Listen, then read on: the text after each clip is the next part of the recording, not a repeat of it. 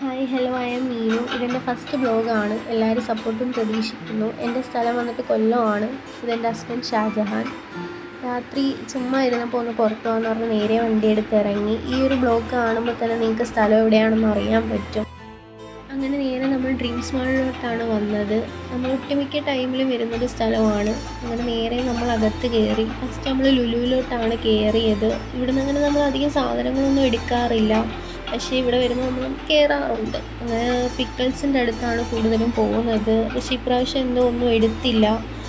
പകരം സ്വീറ്റ് ഐറ്റംസിൻ്റെ അടുത്ത് പോയപ്പം കേക്കും ചോക്ലേറ്റ്സും ഇരിക്കുന്നുണ്ട്. അങ്ങനെ അതെടുത്തു. ഇന്ന് നല്ല തിരക്കുണ്ടായിരുന്നു. ഒരു പക്ഷേ സൺഡേ ആയതുകൊണ്ടായിരിക്കാം. അങ്ങനെ ഒരു മിറർ കണ്ടപ്പോൾ ഒരു വീഡിയോ എടുക്കാതിരിക്കുന്ന മോശമല്ലേ. അങ്ങനെ ഒരു വീഡിയോ ഒക്കെ എടുത്തു. നേരെ നമ്മൾ ബാക്കി സാധനങ്ങളൊക്കെ മുകളിൽ പോയി എടുത്തു.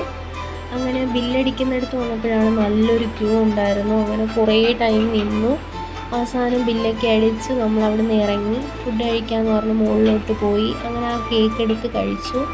ഓക്കെ കൊള്ളാം, കുഴപ്പമില്ല. അങ്ങനത്തെ നമ്മൾ നേരെ അവിടെ നിന്ന് ഇറങ്ങി ലിഫ്റ്റിൽ കയറി താഴോട്ട് വന്നു. താഴെ വന്നപ്പോഴാണ് അവിടെ ഒരു പ്രോഗ്രാം നടക്കുന്നത് കണ്ട്. അങ്ങനെ അത് കൊള്ളായിരുന്നു. കുറച്ച് നേരം അത് കണ്ട് നേരെ നമ്മൾ അവിടെ നിന്ന് ഇറങ്ങി. നമ്മൾ ഫുഡ് കഴിക്കാമെന്ന് പറഞ്ഞ് നമ്മൾ മന്തി വാങ്ങിക്കാൻ നേരെ കയറി.